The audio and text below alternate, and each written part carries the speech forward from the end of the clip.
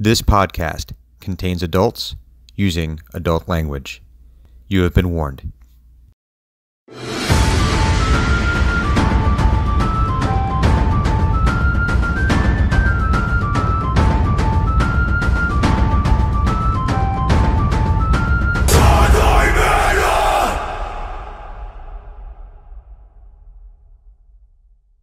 And we're back. Hi. So, good evening, and welcome to yet another episode of Team X, chock full of 11 essential vitamins and minerals, and enough fiber to keep you so regular that you can set a clock to it. Mike has already installed a clock up there, and we're waiting on the results. I am St. Brian, your dungeon master for this evening. So let's get to playing some Dungeons and Dragons. To my left. It is me, Bob the Goldfish. I'll be playing Corbin Oakenthane. Maybe for the entire game, maybe not. Who knows? After last week's, 2 weeks ago's outbreak. First thing, I want to apologize for no opening credits today due to a technical hitch with OBS after my Windows forced update. So, oh no, apologize. Brian can just edit those in post, I guess. And since today is a stream of hats, I should. Lead off. Yes, it is Stream of Hats. Yes, motherfucking Jane. Right. That is a Dash Cunning hat right there. Oh yes, so good. And some a very cunning hat indeed. It is a cunning hat. I'm gonna go to my left to the lovely Clues, okay. I guess. If she unmutes her microphone. You're not to my left. You're below me. Well, you know. Yeah, and you're that way too. Okay, I put my hat on. Hold on. You're below me. Yeah, you're below me. Wow. You aren't worth my time. Okay. Bye. Pika Pika. Yes. It's so good. It's so good. Hey, you have like little Pokeball flails. Yeah. Okay, we are Pikachu'd. I can kind of hear through this. I'm going to turn up my volume. Here we go.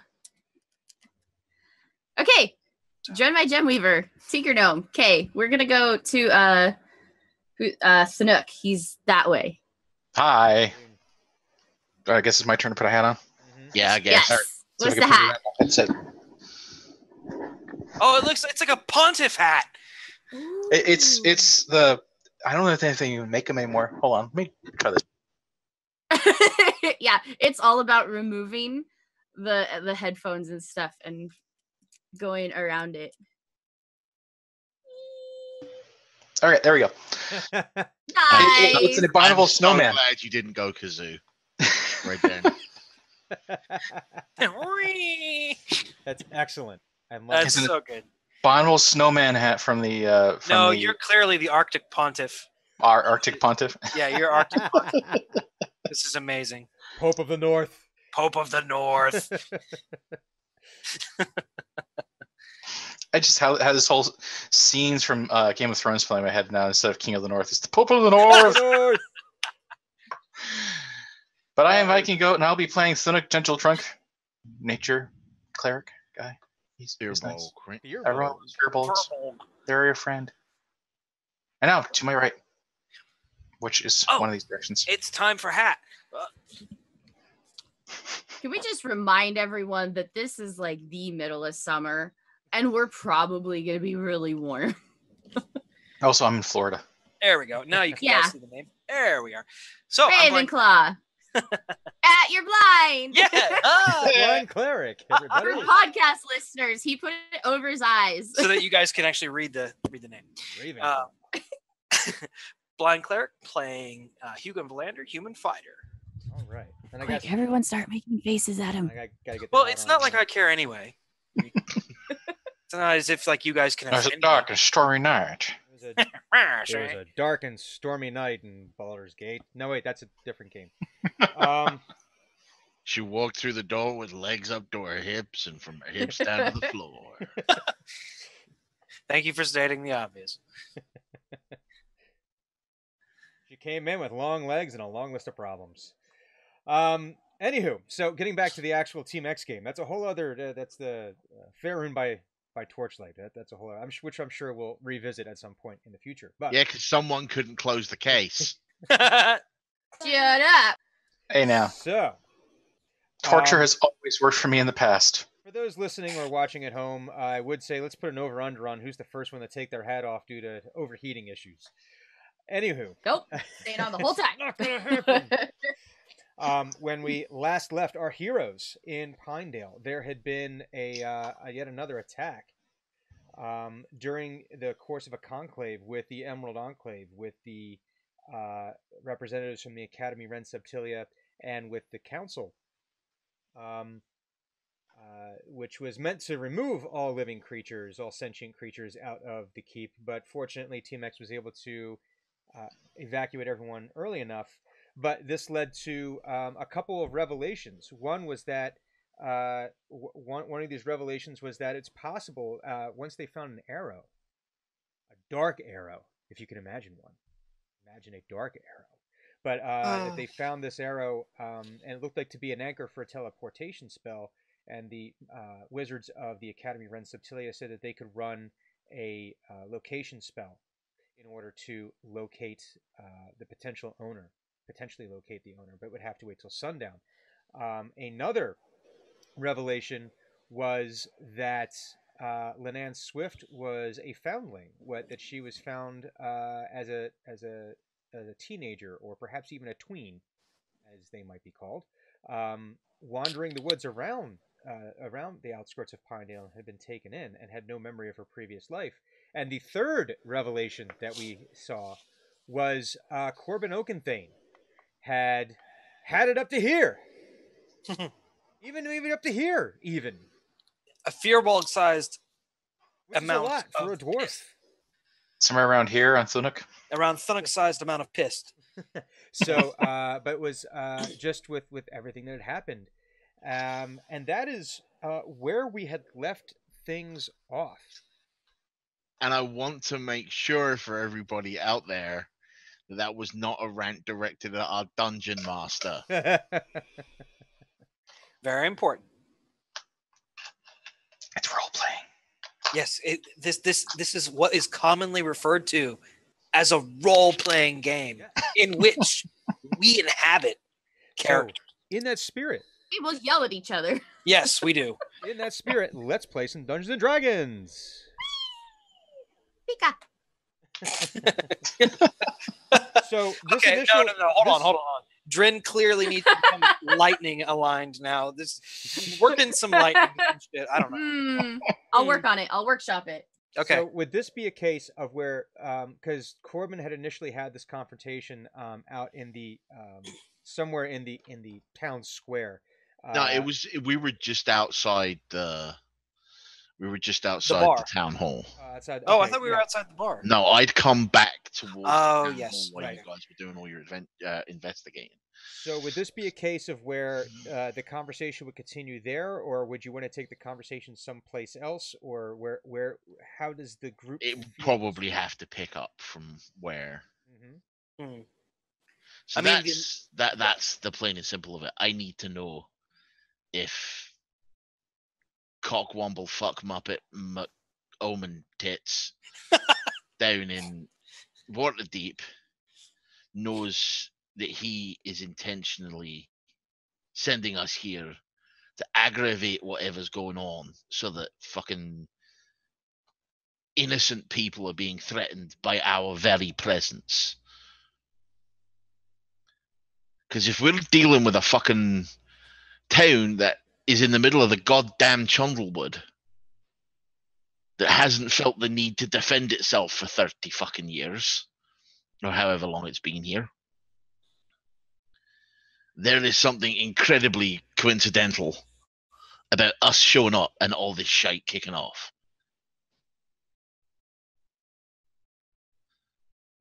And I don't trust, what was her name?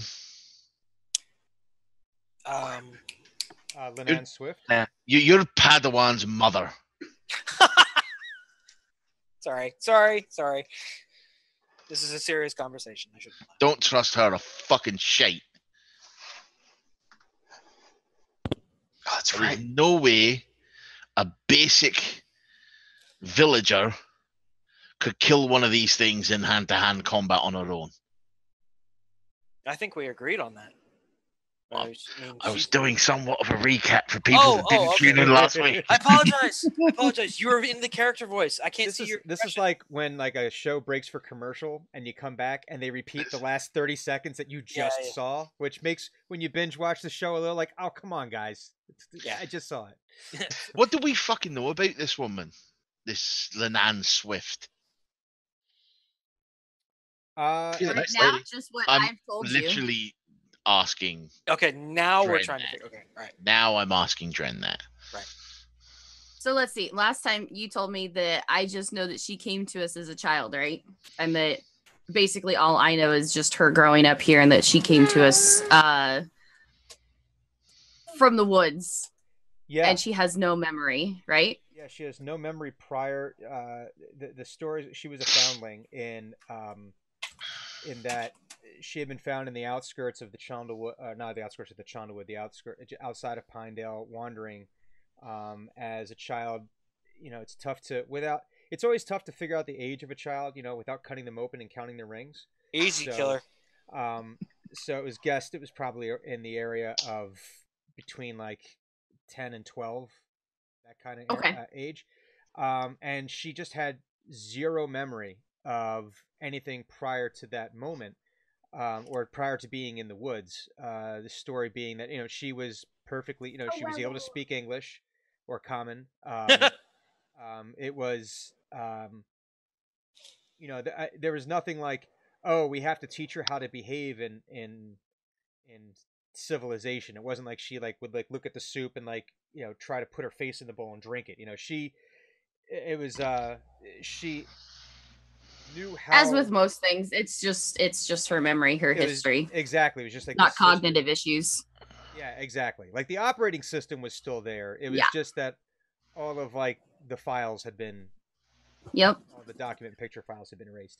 But since then, she had been a productive and contributing member to Pinedale, where she had gotten, you know, worked, you know, tried to find various jobs and worked where she could, you know, to help make a way for herself, and obviously eventually started a relationship with Kuth Swift, and they got married, had kids, and you know, she's now a woman in her 30s. So, and if you take out that one weird thing of, hey, she doesn't remember possibly up, you know, the first decade or a dozen years of her life. That's a little weird. But... everything else has been like, you know, normal, great neighbor person. You know, she has always been pleasant conversation. There's been times where you've been working late into the night, and she'll bring you like a little couple bites of food and some tea, because she knows that sometimes you just forget to eat when you start getting, you know, into a project. You know, we've said before, her kids have become sort of, not, I want to say fixtures in the shop, but they, you know, they would come running in with all the, but that's like they're frequent visitors. Yeah, and that's kind of a common thing with a lot of the neighborhood kids, right? A lot of the kids that are in that area love to come into Dren's shop to watch the explosions. Well, there's always that hope, but there's always like also experiment new things. Well, yeah, and it's like you see a lot of the kids like they one, they like all the like little TikToks that maybe get built, you know, that kind of like. And right now I'm thinking of like, just because it's recent, it's the YouTuber who recently had the brain surgery, for the Simone Gartz. Yeah, exactly. Yes. And how, you know, how she builds like shitty robots, like on purpose. Yeah. I imagine that Dren's not too far off on that. There's sometimes she builds it just to see if she can. Yeah, and there's lots of accidents. Lots of accidents. And then the kids, you probably have like a junk pile of like old projects that are abandoned, or like when you were like grinding metal and you have like pieces that are just like done and they're sitting in the corner, and the kids will like sit there and like make their own projects. Like just if you imagine like this was something that happened a lot when I was a kid, where you'd go into my granddad's pile of old wood and you just start screwing and nailing things together. It didn't mean that it didn't do anything, but you got a chance to play with the stuff. So that's kind of a common thing, and her kids were always a part of that. Yeah. So, but yeah, I mean, again, aside from that one kind of weird, part where it's like, oh, we don't know where she came from.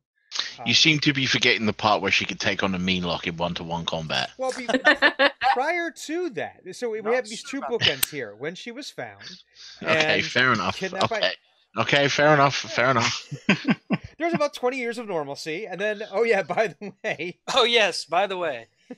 By the way, I'm a badass. He's a Jason Bourne type. I don't know. We also don't know what people do in their off time, so she could be practicing her ninja skills at night. Although that does bring to mind the conversation wherein she did describe her desire for her children to learn how to fight, specifically from someone who knew how to fight, i.e. Hugon. Which would lead you to believe that she doesn't know how to fight, but yet she killed a mean lock in 1-on-1 combat. What it led me to believe is that, like, the initial conversation pre all of this suggested to me personally as a player that she did in fact have some kind of knowledge of the arts of violence, and that she did not either have it in her or did not have the support in order to teach her own children that. Because the father was very not into the idea of his children learning how to fight. Because to me, it came across as like she knows what war is. She knows that people need to be able to defend themselves, but she couldn't teach her kids. Right. So she wanted you to do it. Right. And it makes me believe that means she, like, to me, that plays out that she didn't know how to. Or she didn't know that she could. That's what I mean. Yeah. The juxtaposition of not knowing how to teach a kid how to fight and killing a mean lock in 1-to-1 combat. There's a disconnect there. Mm-hmm. Maybe she didn't know that she didn't know that she didn't know. All right. Enough with the recursion. A lot of Inception stuff going on. Yeah, stop that. It's not what Inception means. No, in the movie. Stop it with this crap. Inception means beginning. That's all it means. It means the start of.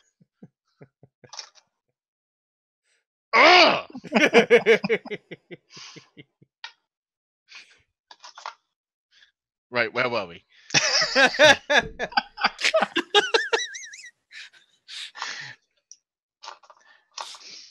Part 2 of giving Bob an aneurysm. Oh. All right, so we were discussing as characters. What is this bullshit that's going on? Right, and I believe, if I recall correctly, Hugon extracted himself from that conversation and went to... Said he was thinking about going to the bar, but that's when you thought we were closer to the bar. Right, that's true. That's valid.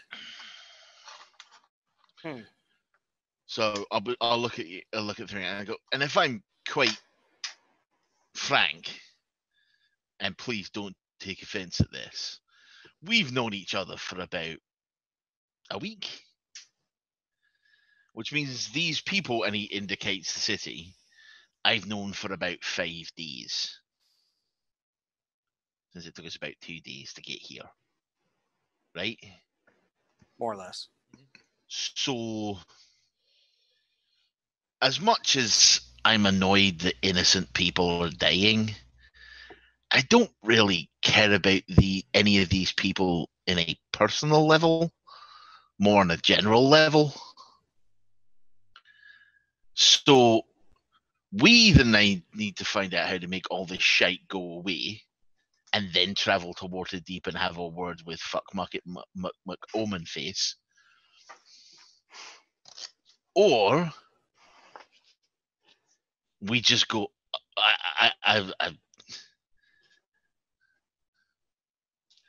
So what do we know about this woman, Dran, other than she was a foundling? Or is that it?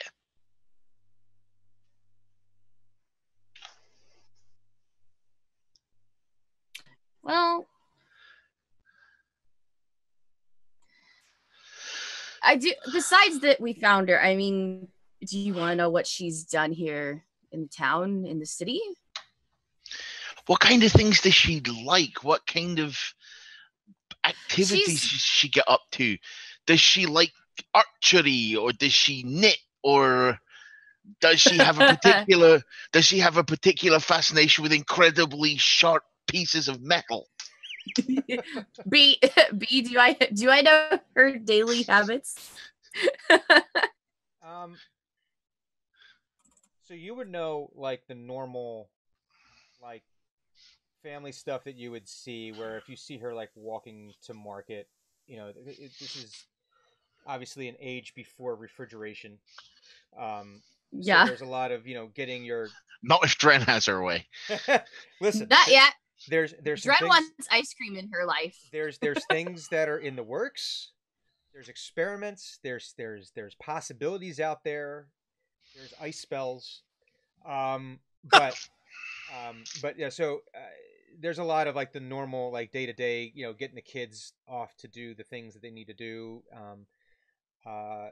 Kuth is a miner. Her husband works the mines, and does his share of the child rearing. I don't want to imply that this is like, you know, patriarchal society where man works, woman stays at home. This is definitely not the case. It's 50s D&D style. No, it's not. That sounds awful. Let's not play that game. Let's not play that game. Did you just assume my oppression?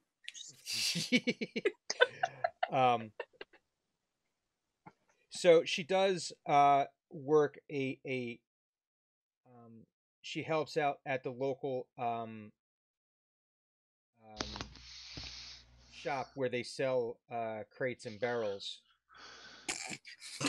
God. Which we previously established. Okay, so I just kind of know. I don't know, like, it's a store where you can buy containers. So I don't know specifically, like, if she likes. Store. They might. Oh God, no! I'm gonna tell Bruce Willis. You know, well, they're the store owners. They have these kids, she doesn't own the store. She works at the store. Oh, they just work there. Okay, so they work here. I know they live over in this part of town. They're kids. I've watched them grow up since they were born. They always seem fairly nice. When you say helps out, are we talking she sells things, or she's incredibly efficient at cutting pieces of wood? Okay, B, does no, is she a salesperson, or is she like a box butchery? A box butcher? Oh my God! I got me ox. No, I got my blade here, and we're gonna mix you haven't. That's more of like a So that would be more of like a carpentry thing. I mean, she does. You've seen her do like some like light assembly. Sometimes the stuff arrives like in an IKEA type fashion. So some assembly required. Yeah, so nothing some assembly, like. But she's not. Yeah, she's not out there working at the mill. You know, she's Okay. not out there like sharpening. You know, every time you see her, she's not like surreptitiously like sharpening knives. No, but there is a certain dexterity implied in being able to assemble wood. Skill, yeah, being able to assemble a barrel is definitely is definitely a skill. But she sells, she helps. You know, it's it's kind of one of those things at that store. Everyone has like. Everyone Everyone wears a lot of hats. Hey. Thank you and good night, everybody. Hey, good night. That's our game. Thank you very much. Bye. And that's how you win Dungeons and Dragons, folks. No, but it's face palming through my blind hat. Like I just it's padding. But no, so yeah, at the store it's typically where you don't have like the sales associate and you don't have like the assembly person. It's like everyone kind of does what's needed to get through the bunch day. of stuff. Yeah, exactly. Like as was just asked, can she drive in a nail with her fist? Well, I mean, no one's seen her do that, so I can't. No, okay. So it doesn't mean that. You can't. Doesn't mean she can't.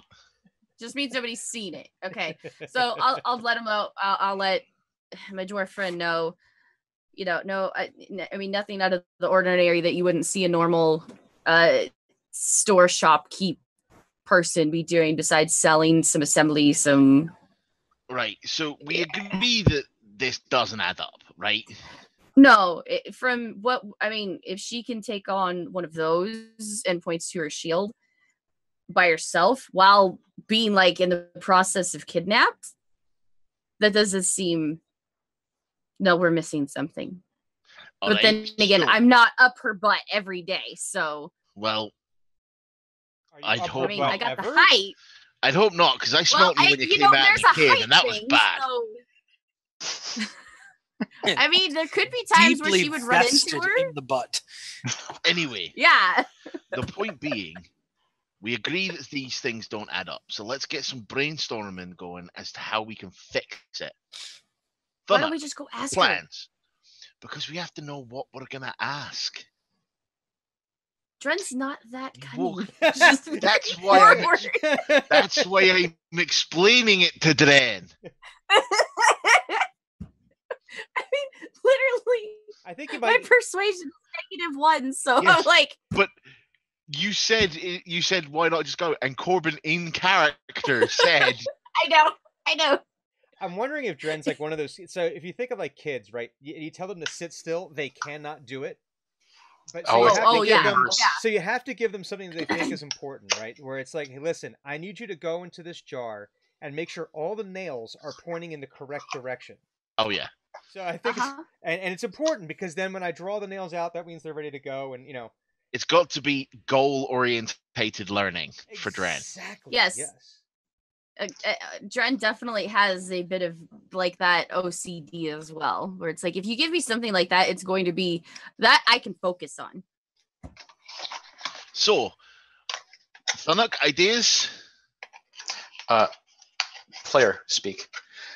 For function purposes, I understand that clerics know many spells during the day, or just know many spells when they prepare particular spells for the day, right? Mm-hmm. Okay. How about I prepare? Can I prepare detect evil and good? Oh, I like it. As opposed to something else I just keep prepared, like detect poison. You mean just swap it out and Yeah. I don't see a problem with that. It's not, that would not be out of character for a cleric to kind of have that one on standby, right? Just to, whip it out at a moment's notice. Why? Hey-o. Evil, destroy it. I'm calling phrasing on Bob. All right. Well, into character then. The birds like her, so she can't be that bad.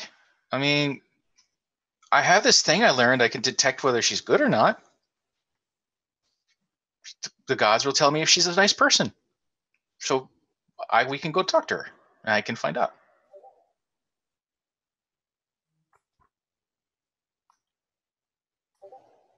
Is everybody still there? Okay. Someone needs to mute their Discord. Oh no. Discord? I hope it's not mine. I certainly can't see it. Can you see it? Then maybe you should open your eyes up. Do the boonk. Is it over here? I'm kidding. Yeah, let me just get rid of it.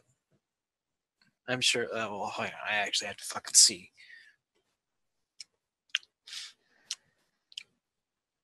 Trying to remember where. There it is, streamer mode. Ha. Anywho, so we have Thunuk asking. He is offering a plan. I have a plan. Or 12% of a plan. Which is better than 0%, but still. Okay, so, all right, that's one step. Though, I find good and evil to be philosophical ways of looking at things. Philosophical, that's the word I'm looking for. Oh, yeah. So, if she's doing what she thinks is right, she's not gonna be evil. That is true. I mean, like, to dovetail off of that, I mean, Hugon would definitely not ping as good if that were not the case. Because he's racist. Well, hey, we're working on it. He's learning. We're working on it. Okay. He's really on his. Would like you to make it so we can see your eyes. Okay. It makes it really hard to like judge when you're gonna speak and stuff like that. That's fair. That's fair. But he's working on it. Right? He's on his redemption arc. He's like right. Well, I mean, if you think about it, he's on the like the little chain climb, like clack, clack, clack, clack, clack. But if you think he's about working it, on it. In Hugon's case, he's obviously killed people. Oh, he's killed a lot of people. He's done very violent things. So he's done probably a lot of things that he's probably not proud of. Very proud of. Yeah, exactly what I was about to say. He's not like. But, let's be honest. Like the man is a killer. No, but okay? But then you come into that does beg the question. Then, right? Is that if he's killed, but if he thought he was doing the right thing, he had to do a necessary thing. Mm. That's why the alignment system in D&D doesn't always track for me. But that's a table talk conversation. Did we lose Brian? Nope. No. I lost my water. Oh, we should all be plugging our brands now. No, stop that. I went here today. Hipster water. Are you drinking LaCroix? God, I hate you. Oh, it's in the fridge, and I'm like, it's not regular water, and it tastes weird. I would like to try it or drink it. I will drink it. It's a known fact that water drank from a very large glass tastes better. Yeah. Usually. It can't possibly be any more weird than my husband actually picked up this black water. Oh, all right. From Table our talk. I'm not drinking Table it. talk. Players. Oh no, I'm gonna go back into character. I mean, yeah, good is relative, I guess. But I also get to learn stuff like, if they're weird, and so you get to learn if they're weird. So literally everybody in this conversation would flag up. Probably. Yes.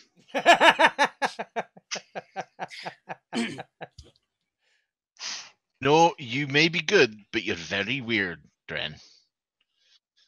Let's say you have eccentricities to you. That works.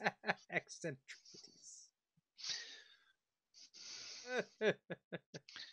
What about you, Valander? I admit I am more than a little curious as to how she pulled that off. I admit that I've been kind of ignoring the issue, given that she's gone through a rough time. This is striking me as concerning.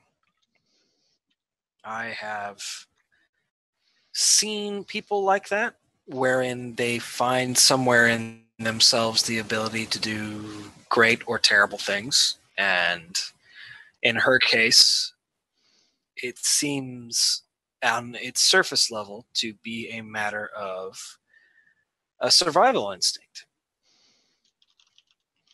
And I've seen no reason to pursue it further.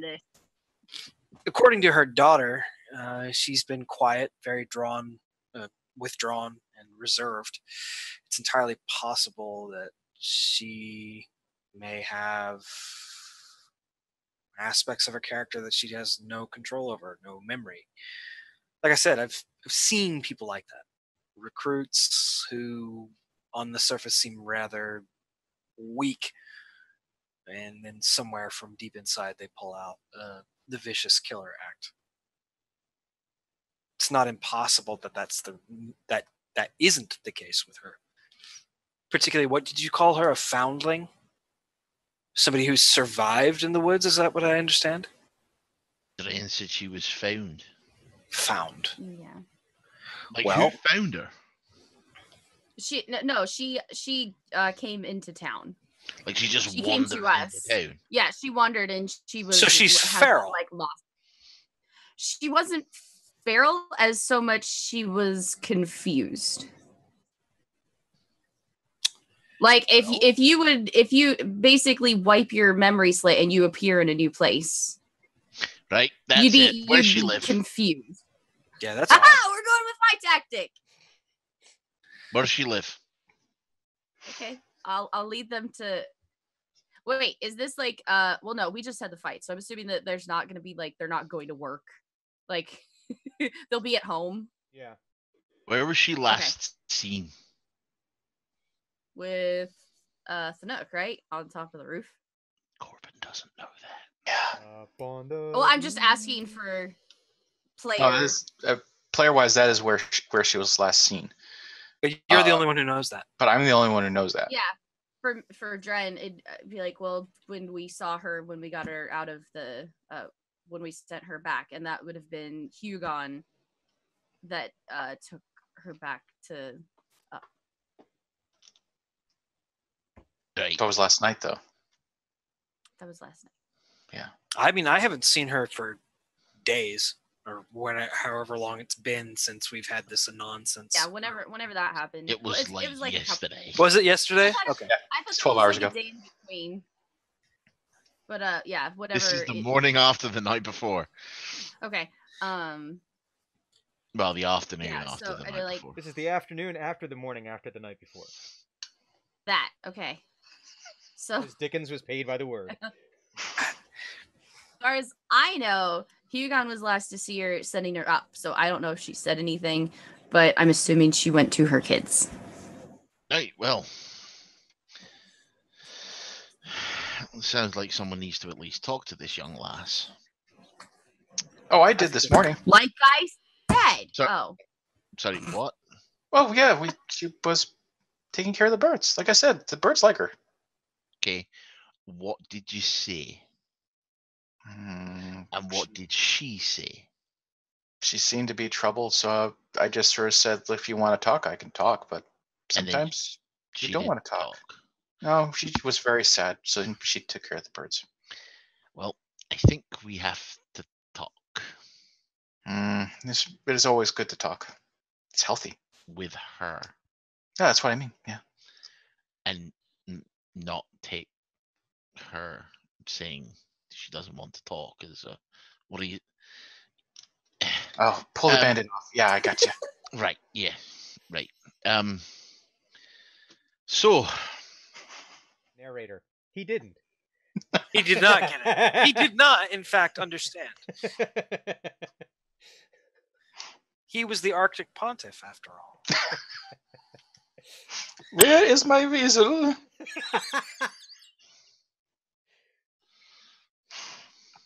I don't know where I'm going with this. I don't know either, but like, but I was loving it. This rabbit hole, let's not go down it. Yeah, that's not.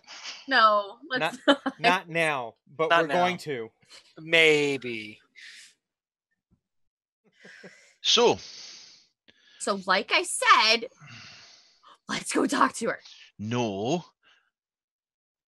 Let's go talk to her family. She's around her family. Like all the time. Not if she's going to see the birds. Don't recall as a player. Did she leave with me? I think she left with me. She left with me. Yeah. I did not let her stay alone. No, she had come down with you from like you're doing your morning rounds. Yes. Oh, big okay. Rounds, and she came down with you from the roof. All right, go on then. And he just chivies Dren along. Just grumbling as she walks away, like towards her abode. Just what goddamn shit. Go forward. Okay, where do we arrive, Dungeon Master? So the Swifts live on the same block as your shop and as the Silvered Harry. Okay, that's what I figured. They're like a few doors down. Okay. Where so we're probably not that far. Okay. Am I familiar enough where I just walk in, or do I have to knock still? You would. Well, okay. Because see that I don't as know. Dren, This is that's why I'm asking for familiar, because this is me. Would Dren know that she's supposed to knock every time? If I've known her for like 20, 30 years, then for short of like this going into a business, Dren doesn't knock. If I have that familiar state. I would remind you we are on official business. I don't know if that would parse with Dren, right? Dren. Yeah, no, I'm not saying that it would. Sometimes I'm just thinking that Dren would just be like, "Oh, I know who lives here," and just walk in. Well, and that's why I'm asking. Do I have the familial state where it's like, I don't care, I'm just gonna walk in? I think that seems extraordinarily rude. I'm doing for Dren. It's not so much rude as I'm like, it's kind with of the since kids we're coming close. You're thinking like with the kids coming in and out of her shop. She doesn't recognize that social convention necessarily. What a bizarre creature. Yeah. I don't know that I can answer that. Dren I think Dren's got to do Dren. I think only Dren Mai can answer that question as to whether she would just walk in. Maybe if I wasn't so frazzled, I would have recognized that I have the group behind me. But since I'm grumbling and cursing because this is what a goddamn, I'm just gonna walk in. Okay. And yeah, I'm like this tall, so it's like she's down through the there. doggy door. You see the door open, but you don't. Your eye level is like, what the hell just opened? The door opens and closes, and you don't see anyone because you stood behind the couch. Yeah. So it's like door opens. What's her name? I've had so much D&D this week. Linan. Huh? Linan. I just opened up. Linan, you here? Oh wait, we didn't want to talk to Linan. You didn't want to talk to Linan. No. You're in the lead here. You do what you got to do. So, yeah, no, I will merely back you up later when you need saving. Yeah, no, I'll be in my own mental state, and it would have just been point A to point B, looking for Linan. You hear her in the kitchen. It sounds like she might. Don't read too much into this. You hear like chopping up vegetables. Like kind of like preparing. How well are those diced onions? You don't hear. You're not hearing that. It's slicing through legumes, through tubers. Is she enjoying it? No, I'm just kidding. Wait, there's a cry of ecstasy with every single slice of potato. No, there's. Whoa. No, it's she's pretty quiet. I mean, she's. I will point out we have been live for 45 minutes, and I know, and we've gotten to a kitchen. Anyway. Whatever. If I'm gonna hear her in the kitchen, I'm gonna head back there, assuming that it's not like just a big open area. Yeah, there's like kind of like the front area, which is kind of like this is not a rich family, so it's not like a parlor, but there is like the front room. It has some chairs where, the kids might play, where they're going to spend the evening. There's a hearth, but the hearth is kind of shared between the kitchen and this area, right? You're not going to put multiple fireplaces into a house like this. So, on the other side of that hearth, that's where the kitchen / like dining area is. It's like a dine-in kitchen. It is not a like I said, this is not a rich family, but they live comfortable, given the fact that she works at the store and her husband mines, and so they're the fabled middle class of the fantasy era. That they have more wealth than they do. No, this is this. Okay. They live they live a pretty simple life. But it seems like a very simple. Just if you're to look at the appointments of the appointment of the house, it's a simple but a full life. That many could find envy in. It smells vaguely of herbs drying in the window. You know, there's the remaining smell of maybe some bread that had been baked. You know, that kind of that yeasty smell that kind of sticks around. There's something It's starting to sound like one of those Hayao Miyazaki kitchens. Yeah. Yeah. You can see it's a very it has walking into a house like this, and all of you can kind of feel like this. Not saying that you do relax, but almost a sense of that you could, if you were to allow yourself that moment, just because you can see it's like, oh, it's very it's a very calming. Homely. Yeah, it's very homey. Yeah, without It's being homey. like over the top with like, you know, cat statues everywhere. There's like homey, and then there's like home. that Live, laugh, forced. love. No. I rebuke your evil. Like, there's no Hummels. There's no of like the snow baby statues everywhere. Like, you know, the forced stuff. It's like, oh, this Precious is a home. Moments collection. Yet no Precious Moments collection. Nary a beanie baby to be found. You're filling me with hatred. No, Meanwhile, I know, I love it. none of these things exist in this house. This Good. is just... okay, so Brenna's walked in. I'm back at the kitchen. I've already said I'm back there. And you can see she's kind of like absent-mindedly like cutting through vegetables for the evening meal. And she doesn't even really seem to notice you walking in. She has that. Did everyone go in with Dren, or is it just Dren that just went in?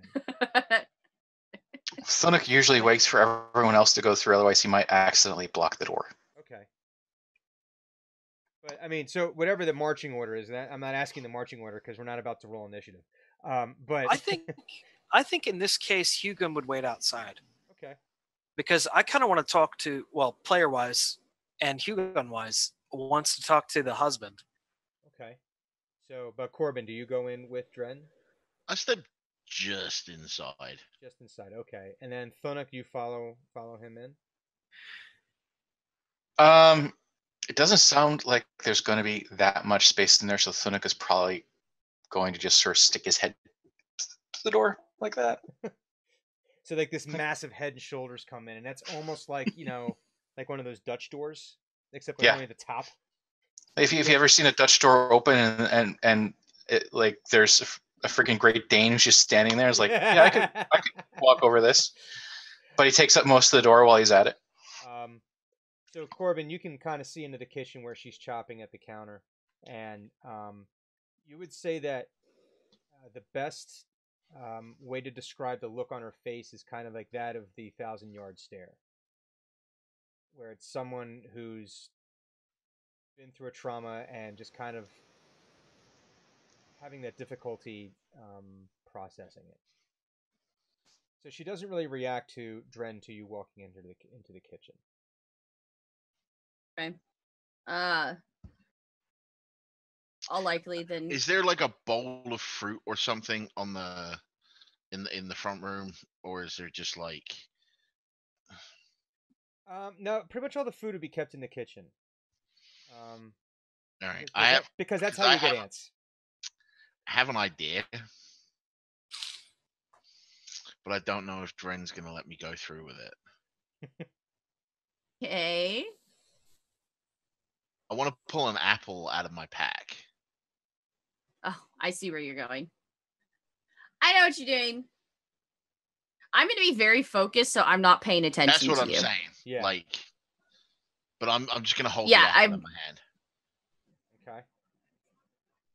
Okay, I'm going to tug on her, like, apron or dress or just something that's at my height. Knife to the face. and she like. I am preparing a weapon. She kind of starts and like turns and sees you, Dren, and expects a child. No, it's me. Well, you never know, right? Same thing. Yeah. And so she looks and yeah, it was sort of like she looked and was like kind of surprised and looked down and was almost expecting one of her kids and sees you, and like that stare kind of far off, like not really focusing on anything, stare goes away. And she smiles, but you can still see a weariness to her eyes that you might not have noticed before. And Are she you says, okay? Drenmai, I'm sorry, I didn't hear you come in. That's okay. I don't normally knock anyways, so. Are you okay? She says, I think I'm going to be, but I think I just need time to work through everything. All right. As soon as she says that, I want to make an insight check on this woman. Ooh. Okay. Ooh. Oh God. Okay. I barely got to start RP. No. Throwing anything. No, I'm not throwing anything. I want to see if what I'm she gonna throw said. insight at her. I'm going to throw my knowledge at her. Phrasing. I want to know if the shell shocked is coming from the fact she was in combat, or if all of a sudden her past has come crashing back into her memory because she was put in that situation. Okay. Okay. Well, yeah. Let's do a. That would be a perception. Yeah, perception. Not insight. I'm not Insight. trying to read her. Okay, yeah, insight. Yeah. That'd be insight. Yeah. Okay. Phew. I'm actually better at insight. All right. Ooh. What is this? That would be a 24. Gross. Natural 19 on the die. Blood. So, see, how can we parse this? So we'll start with because that. I've seen people that have been in combat, right? Yes. So I can tell the difference between someone who is not used to taking a life and someone who is scared of being attacked by a monster or whatever you want to call it. Against someone that is being shell shocked by memories and just coming to the realization of what had happened in their past and where they came from. So we'll start with, or at least we'll say, because how can we ever truly know anything, right? You're relatively certain that the shell shock, although I feel like we need to have a different term for D&D, right? Yeah. Which is, we got to think about that. Or battle fatigue. Shelled shock. They were shelled. Sorry. God. So you whatever the Ferunian equivalent is, that is coming across as very genuine. You don't think that she's. I'm not saying that she's putting it on. What I'm saying is, what is the source of it? Given the limited amount of conversation that's happened, I mean, it's you would say that this is coming more from the battle itself. You're not. Okay. You're not picking up on someone who's, because I would think if someone were trying to process a sudden flood of memory, yeah, that would be a different. Okay. That would be something different. So yeah, you're picking up more on a. But I want to continue watching her. Like, I want to continue passing her for this. Go ahead. Okay. So Dren, and she goes, will you be? Are you staying for dinner tonight? Dinner? And she looks up and she sees and the massive trunk of, and she sees you, and she smile. The smile gets a little bit deeper and actually starts to touch her eyes a little bit this time. You guys have spent some time tending to the birds. You had a moment. Yes. She had found comfort at you in a very platonic way earlier early in the morning. You get the impression that as you've seen, it kind of goes both ways with people. Either they're in fear of your size, or they find your size very comforting. Because having a mountain of a creature in front of you can be like, oh, that's kind of nice that there's something big and strong. And that's kind of what you pick up from her, that she finds some comfort from your presence there. I'll tell her And that she looks up and she says, Thonik, you're more than welcome to stay for dinner. I don't know that we'll have enough for your normal bowl, though. Oh, that's okay. Thank you, though. I'll make you dinner tomorrow night. Where's the rest of the horde, as it were? And she says, well, Kuth is working his shift at the mine, and Archer and Tadell. I know Tadell had. I know she had gone to train with Master Valander this morning. I think she said something about having to continue her training, and I just saw her grab 2 buckets and march off towards the river. Archer, I think he's playing with the other kids. He grabbed a potato before he left. I'm not sure what that was all about, but he went to play with the other kids. Okay. I should at this point know, like, when the coal miners get back, right? Yeah, that shift is usually going to end probably in a couple hours. We're getting into kind of mid to late afternoon. Not quite late afternoon. Okay. Not quite mid afternoon. Yeah. Like 2 o'clock. Somewhere in the middle. 2, 3. Yeah, around there. Okay.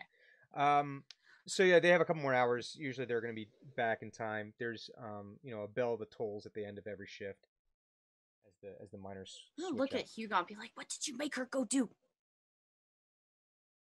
I didn't make her do shit. She just said there's something about buckets. Okay, well, that wasn't part of the regime. All right, I said leave. I didn't say go pick up buckets. So now we have a lost child somewhere? No. Don't tell her that. No? God damn it, would Dran. Not be my... Hugon stomps off to the river.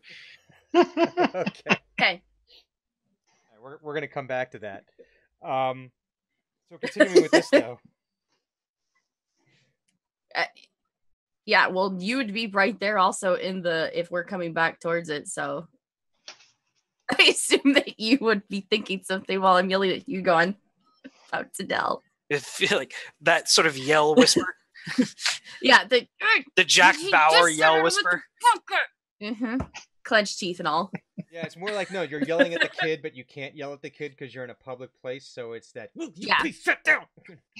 Get that serious face, I swear to God, when we get back home, that chocolate's coming off. Yeah. I'm not gonna hit you, but I am sure as shit gonna shake the shit out of you! Moving forward.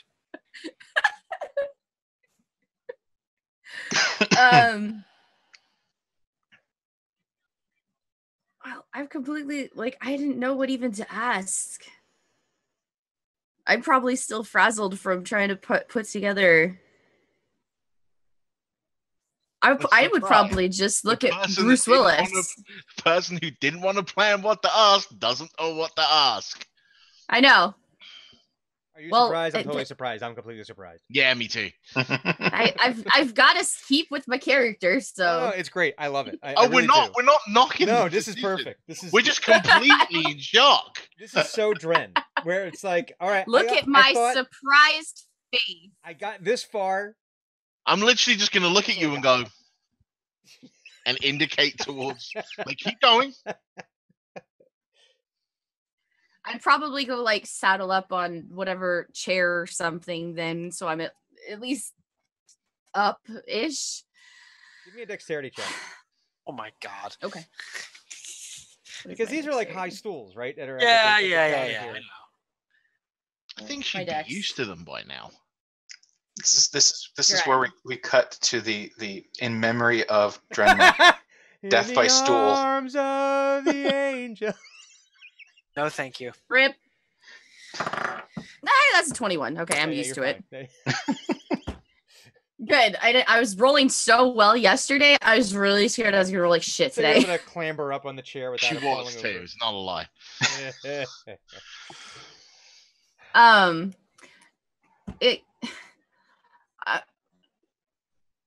And this is all coming out. Just how? We came to save you. thought you were fine. And I've known you for a very long time. How? And her hand gets a little bit of a tremble.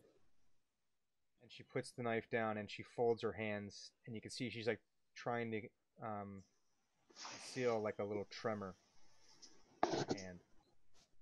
And she says, Look at she says, I don't know. She says, Dren, I don't know. I remember. Then what happened? There was. You had a knife, at the very least. Where did that come from? She says, I remember.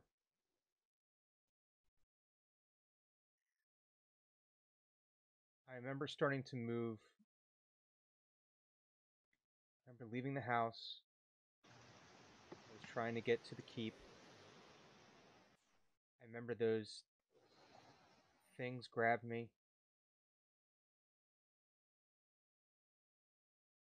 And then I remember them trying to take me underground. And the next thing was,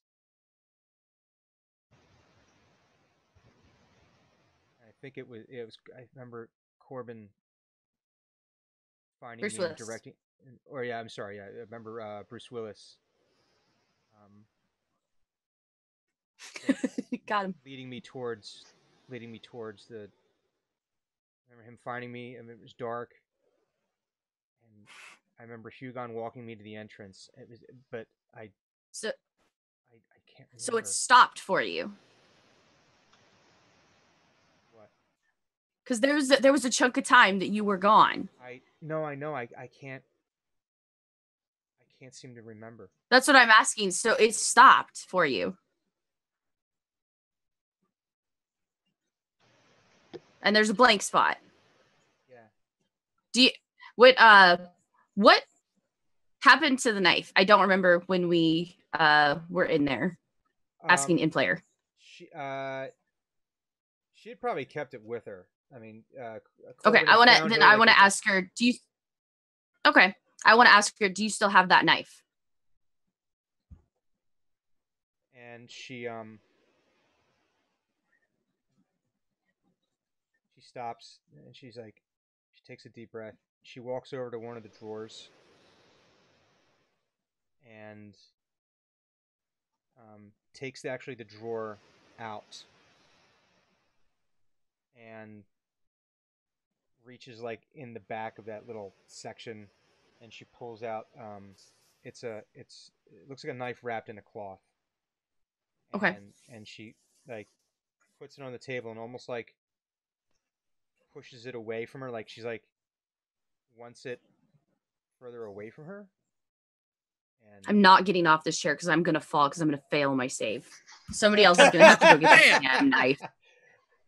And yeah, she pushes it towards you, and she like stops again. You can see like that still has that tremor, and she's like trying to like, it's okay.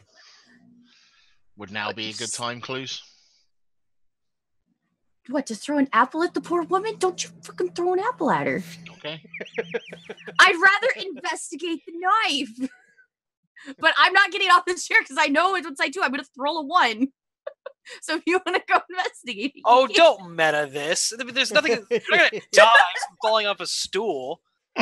Just roll it. Might. And you take 20 points of damage. Fine. I'm going to go over and. Thank you. She put it down in front of you. I mean, she. Oh, okay. Yeah, then I don't have to get up. Ha. Okay. Yeah. Okay. That is the worst metagaming I have ever seen. I'm really nervous today that I'm gonna roll like shit. I really am. So roll anyway, and then you'll die, and then it'll be okay. We'll roll another character. No. I'm attached to Dren. She can't die yet. Okay. Because she's really tentative about touching it. okay, when I pick it up with the cloth, do I sense anything like on like? Because I'm gonna pick it up, but I'm not gonna touch it. Do an Arcana check. Fuck, you're gonna have me roll. Okay, at least it's something I I'm mean, good you're at. asking about. Have you not played D&D before? Shit, I would like to know this thing. You Roll. make the dice for this game. I did no. I did make these ones. These are my tiger's eye. No, I'll use mine. Okay, I'm using mine, but I did roll a 7.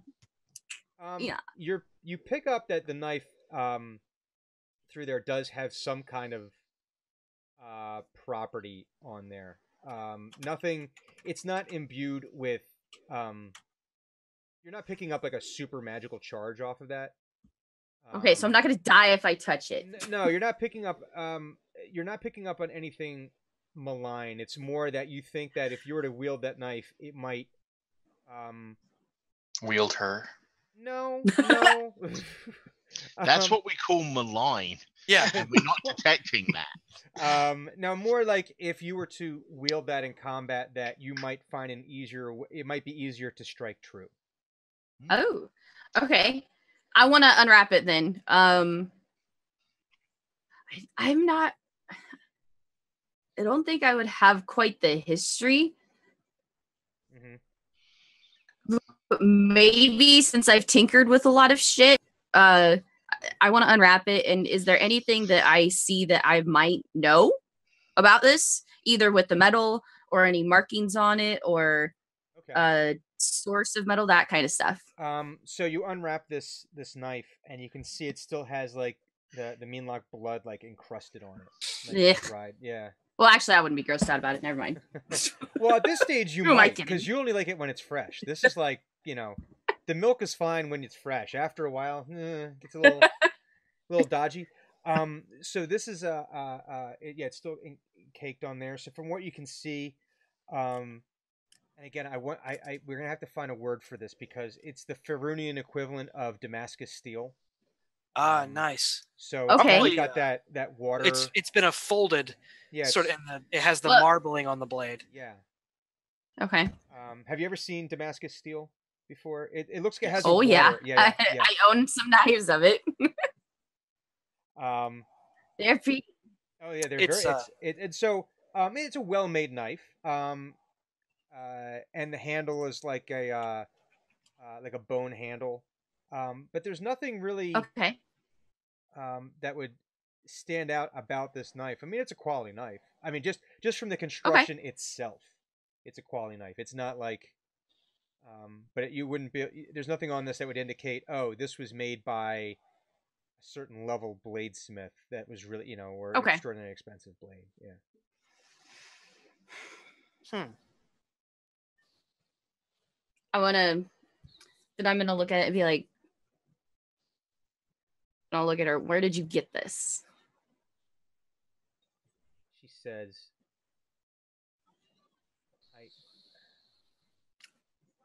I don't know. I had it in my hand when I left the tunnel. I think now you remember. What? Okay. Drenmai remembers, and I think all of you did. When you were scavenging around in that place where you found her, there was like skeletons down there. Yeah. There were like the remnants of like other things that have been brought in there. So be like, you didn't leave the house with this. You said you left the house and you remember. Okay, so this came at some point after that to that. Okay. Yeah. So Corbin, are you still trying to parse all of this?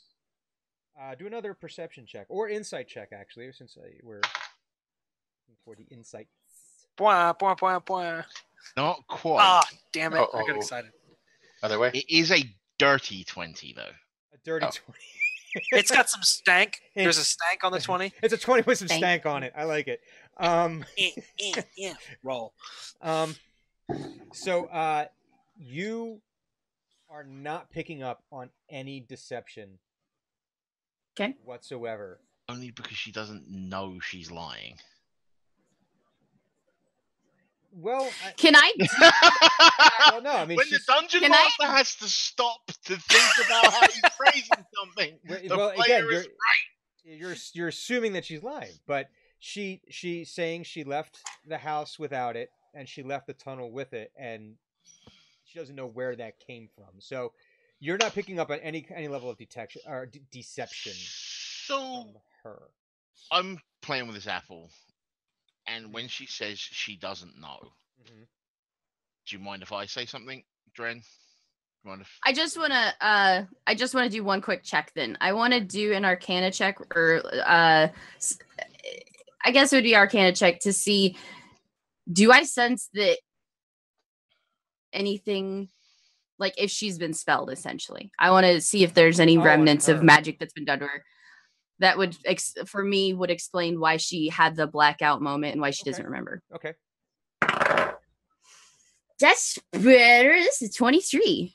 Okay. You're not picking up on any remnant of magic from her. You're not picking up on any like residue. Okay. Because this would have been go ahead and ask. But that yeah, that from spells, last night. I just especially a spell that would be able to wipe someone's memory, or something that could control someone. That's got some like a charm spell, that kind of thing. Yeah, that's got some oomph to it, and that would, even when it dispels, it leaves a bit of a residue. A bit of a layer. So the moment she says, "I don't know," Colbin's gonna say, "Well, bullshit." No, I'm just kidding. No, you say, "Well, let me tell you what we do know. You were not at the event that evening. The Meanlocks had an accomplice, an archer, that fired an arrow that exploded on the ground and allowed them out. You were the only person in the town not going towards the keep. You say you were moving from your house to the keep, not that you would know why to move from your house to the keep, because you weren't there when I sent everybody to the keep, and that your house doesn't lie along the square from the keep. So why did it take you near the square? If you can see what I'm saying here, your mathematics doesn't add up. You were on the far side of the square, not far from where an archer helped the Meanlocks escape from their tunnels with an explosive arrow, in a place you say you don't know where you were. You say you were at home, and you were leaving to go to the keep with no rhyme, no reason for doing so. And you were actually in an area that doesn't require you to be in to get to the keep from your home. So tell us why you shouldn't be under suspicion here. And because literally every piece of evidence we have is pointing. And her face darkens with this. And she says, "You're accusing me of endangering my friends, my family, my children?" I never said that. That's exactly what you just said. You just accused me. You just accused me of summoning those things. No, that's what you inferred. What I'm asking is for an explanation that makes sense. I do not want to think that you did those things, but you have claimed to have blackouts.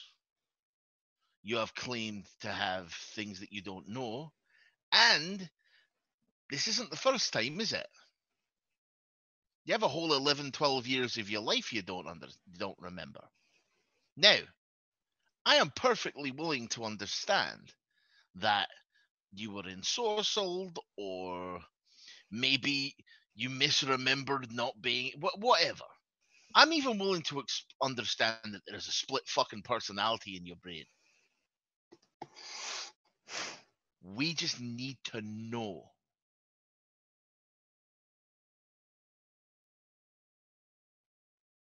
She says,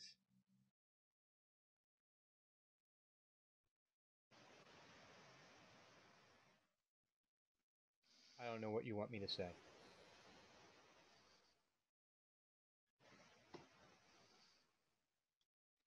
She says, I had nothing to do with any of this, and I'm sorry it doesn't add up for you, but I had nothing to do with this. Was there anyone that you were with at your house when you left?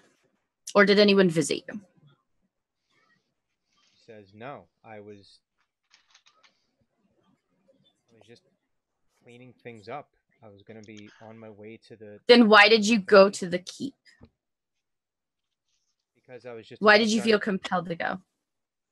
Because I heard the announcement that the party was moving to the keep.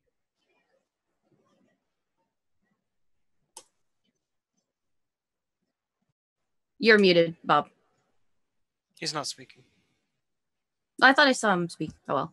My lips were moving, like I was thinking something through, but I wasn't saying it. Okay. In her house, what announcement?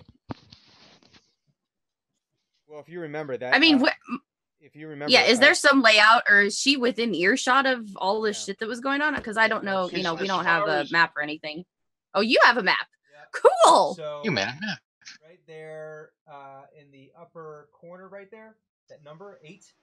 Okay. That's where the house is. Yeah. And that circle is where Corbin made the announcement from. So it's entirely possible for her to have heard that announcement. It wasn't like... So, like, when you say the circle, you're talking about the circle within the center of that triangle. Yeah, it's like a statue. I'd climbed up on the statue. Yeah, climbed up on the statue. Yeah. So it's entirely feasible that... Because Corbin speaks with his diaphragm. Well, also there was some magic involved, wasn't there? Mm-hmm. Oh, yeah. That was just him pulling a Chaucer. And so, but yeah, it's entirely possible for people, you know, hear, hey, party's moving to the keep. Yes, it wouldn't be too if it's that close to the square, especially since everyone was kind of. It's like when you see a parade go by and you're curious as to what's going on. Even, where's everybody going? Yeah, so when you were heading to the keep, because all the Meanlocks they grabbed from the square, right? Yeah, they showed up in the square. They grabbed the mages and they grabbed Linan, and then they went down. That's where at least we know. Can you show me on that map, since we haven't had access to that map? Yeah. Where she was grabbed from? Well, where she was grabbed from is gonna be kind of tough. You know. Do we know that? No, you know. Yeah, because we saw her. We saw her getting grabbed. Yeah, we saw her get grabbed. No, you saw her being. We saw the second tunnel open up. That's what I meant. That's what I meant. Yeah, I'm trying to. Okay. This is kind of like backwards for me.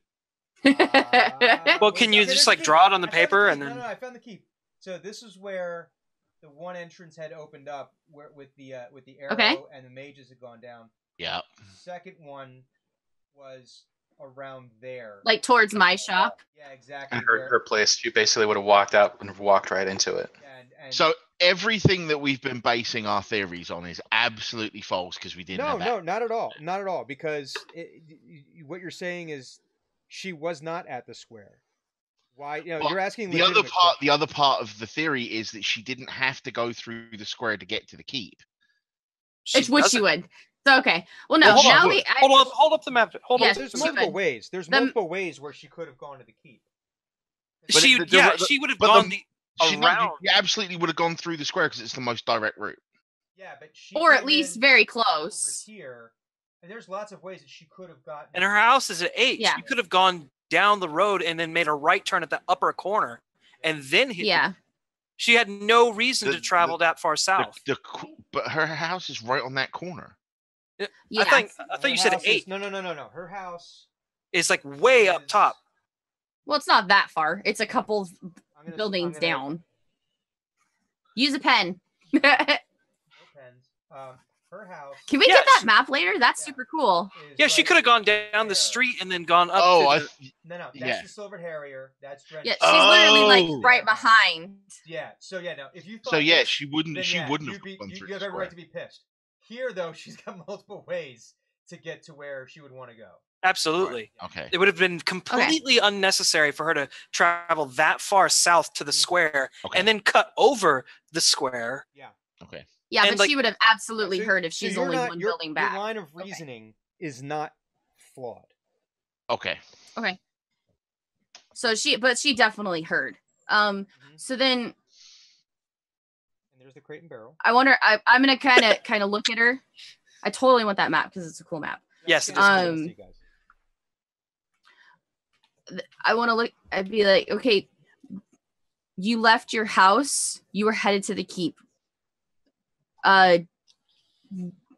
Just give me that last chunk. Like, what exactly happened that you can remember before it stopped? Because if we've done this math, other people are going to do this math, and they're going to think you're involved. We're trying to prove you're not. Yeah.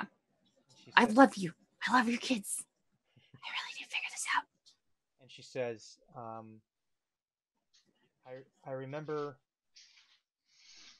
seeing those things. I remember some kind of... Wait, you saw them? Well, I mean, they grabbed her. They grabbed her to take her underground. She wasn't sitting well, there if that's like the case, Hugon. because you she said the like, whole... Oh my God, what's happening to my legs? You know, it was... No, so she was she says she was, she's walking, she says, I saw those things, and before I knew it, they were on me, and where did you see them? On the main road, and they grabbed me and drug me back towards that. They drug you all the way back past the bar? And she says, I think it might have been in front of the bar. I think it might have been in front of the Silver Harrier. I'd like to pass the room for secret doors. Okay. And this could be. I imagine Corbin doing a thing where it's kind of like nonchalant, like checking. He's the all mantle. like, it's a dwarf knock, checking. knock. It's a dwarf checking. Pull the on stonework, this. You know. Yeah. It's like sturdy. Just admiring. Yeah. Just kicking the tires a little bit. You know. The dwarf thing. I'm noticing there's a void right here. Why? Curious artistic void. 16 on my investigation. You're not picking up on any. Or would you prefer perception? It's up to you. No, that investigation's fine. Damn. Because it would have been an 18 with. Well, I'd say in either case, you're not picking up on any kind of like. Any sort of concealment at all. No, because there wouldn't. Well, one, there's not a lot of room in a place like this. Yeah, but I'm looking for things like somewhere where she could hide a bow and arrow, or something like that. No, there's no. I mean, it's this is very this is simple construction that you're noticing. This is not. Okay. So the stonework around I suppose the she could open up her broom closet. Do I see like a floorboard that's been lifted up and down a lot? Do I see like? Yeah, nothing. There's nothing that is nothing. Yeah, so the houses here on this block, the residences, were built on pads of gravel for drainage, right? So it's like so in modern equivalent, you have houses that are built like on a cement slab, so they lay the cement and they built. This would be a sort of an equivalent where there's like almost like a rocky slab underneath the house rather than digging out a foundation is built up from there. And during when you were dwarfing around the room, because that's now a verb, you're not picking up on any like strange vibes or strange voids in any like the stonework. There's not like a rock or a piece of rock where the masonry's not quite right. The masonry, well, not up to dwarven snuff. Well, no. This is passable. This is passable journeyman. this was done by a passable journeyman mason. The floor underneath feels solid. I mean, there's the normal like creaks of wood floor, but you're not picking up on anything. You're not picking up on anything out of the ordinary. There's a closet in the corner, but it's not like a closet where it's more like a wardrobe, but without doors. Where like cloaks, and when it's rainy. It's just like an alcove. Exactly, or it's actually a piece of furniture, but it doesn't have any doors on it. It's pegs. There's like boots, shoes. There's like a spare. Correct. Yeah, there's like a spare like hammer from like mining, like something small. Not like. Yeah.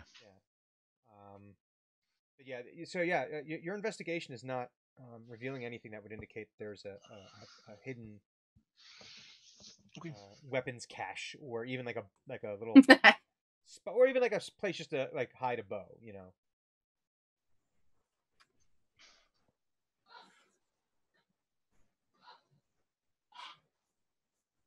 I'm guessing that's going to take me a minute. So. Yeah, but I would say that's probably something that you were kind of doing naturally during the course of you asking these questions. I'm asking a bunch of stuff. Yeah, I would imagine. But yeah, I'm gonna let Dren keep taking over. This is kind of her thing. So. And Philip, are you still in the doorway, kind of just like observing all of this? Sort of. I think so. Yeah. I think he would be sort of like leaning against the doorway at this point, like shoulder in, because you can't bend over the entire time. But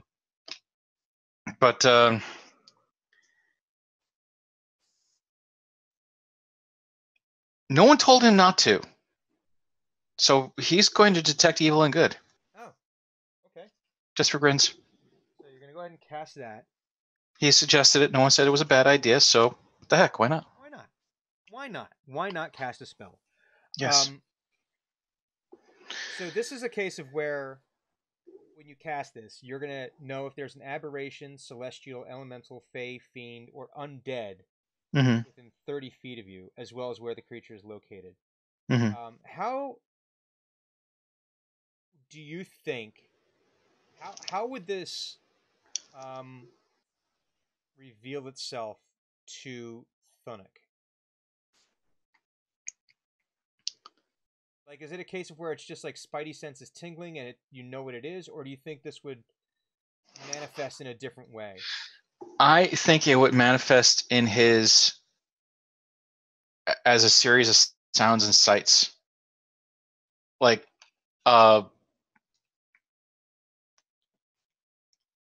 someone might have a slight aura to them, or that creepy face thing that happens in Supernatural when someone's clearly being hunted by demons or whatever.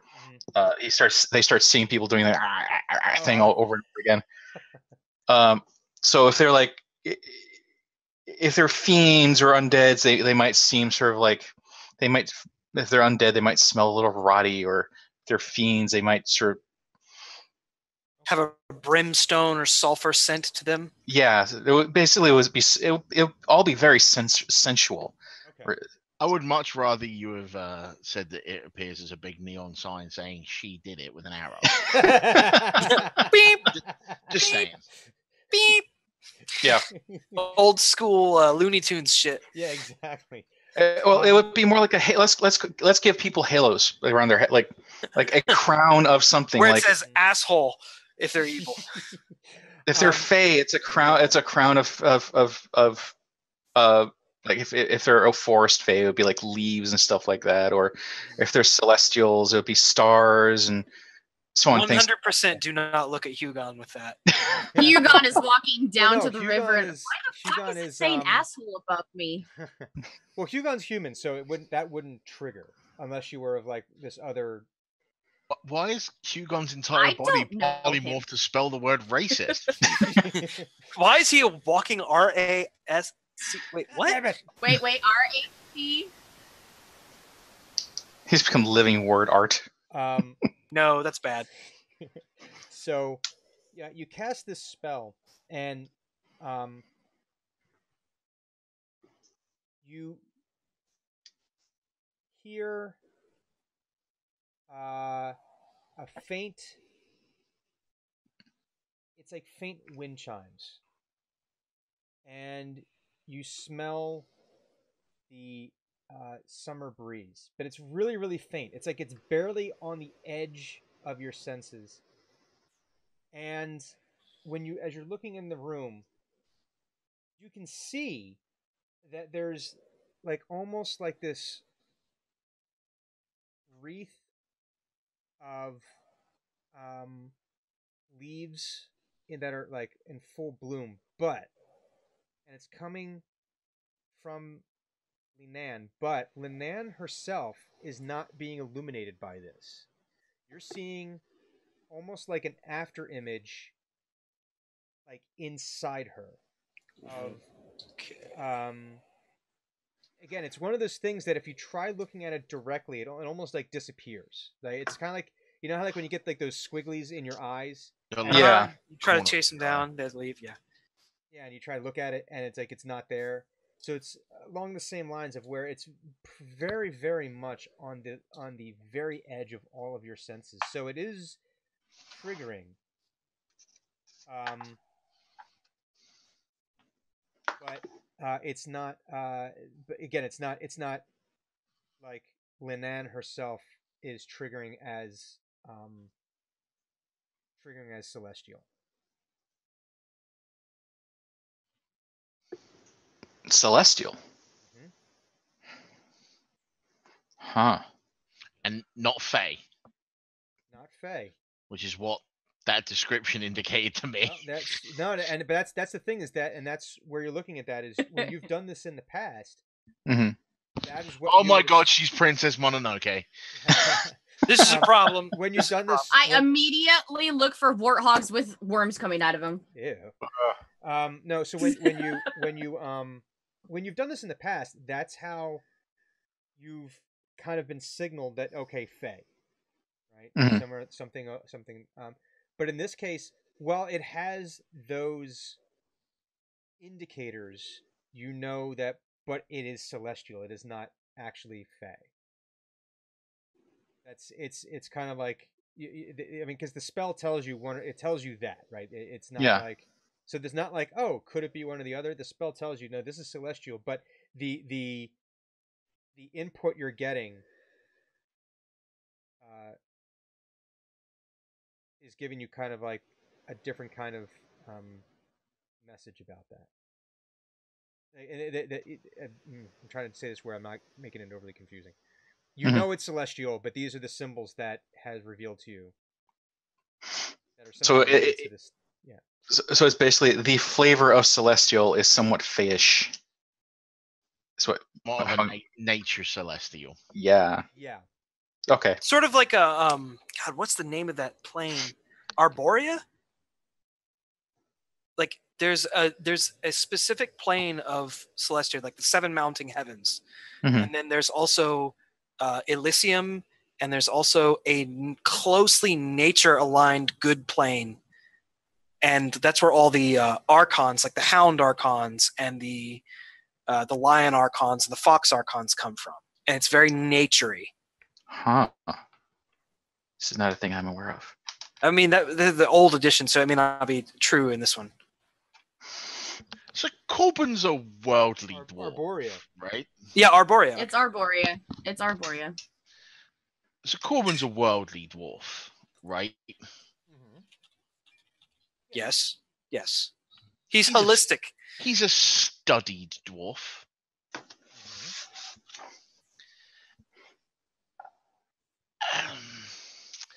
The problem is he doesn't know what Thunok knows. No, he doesn't. No, metagaming. Curious though. Said the woman that didn't work out of a fucking stool. Curious point though. The fattest part of my ass.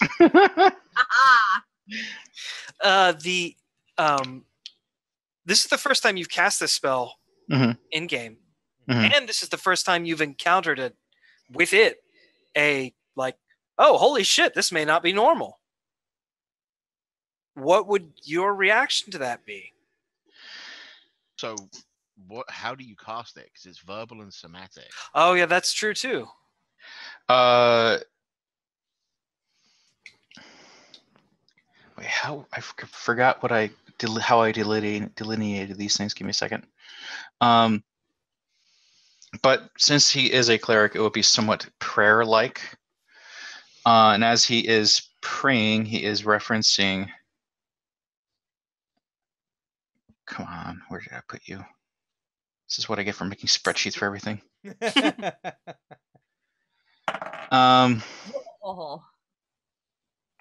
Saving that roll. He's making sort of like you can't do that. But I know what I want to do, and I rolled it.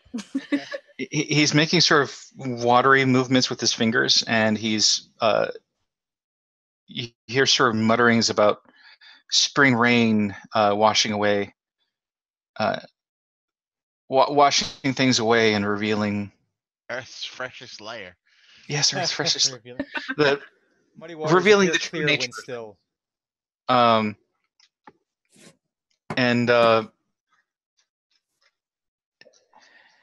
yeah, revealing true natures of things, and his he just sort of like is very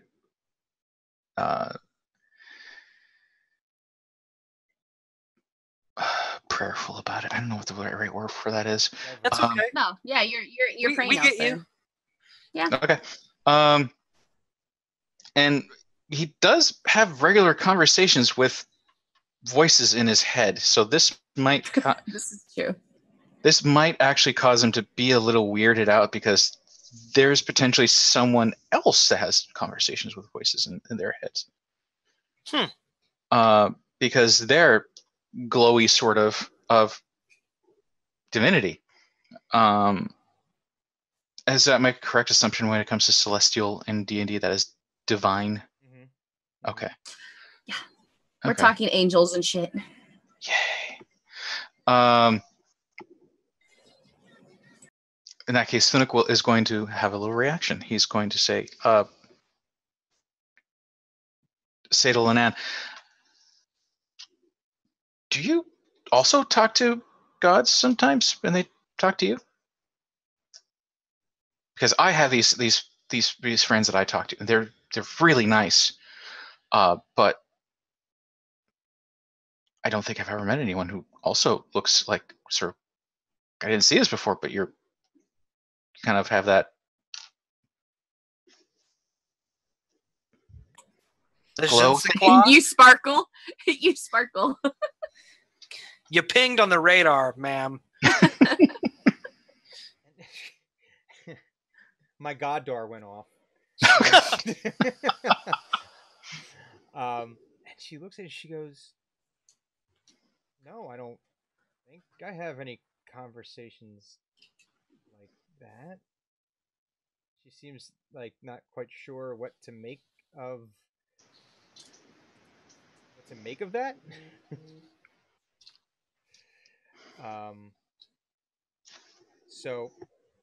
And with that, folks who are watching us at home, denizens of the internet, we're going to leave and go to our very first break.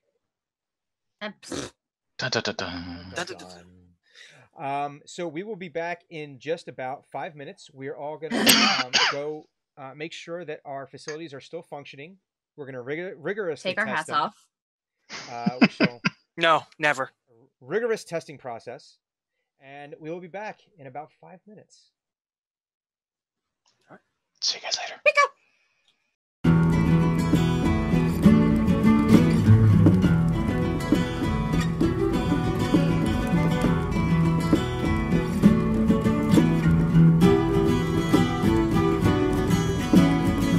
Within the core of the forest can be heard and hear a spirit song sealed from long before. Now awaken to devour the essence of our soul.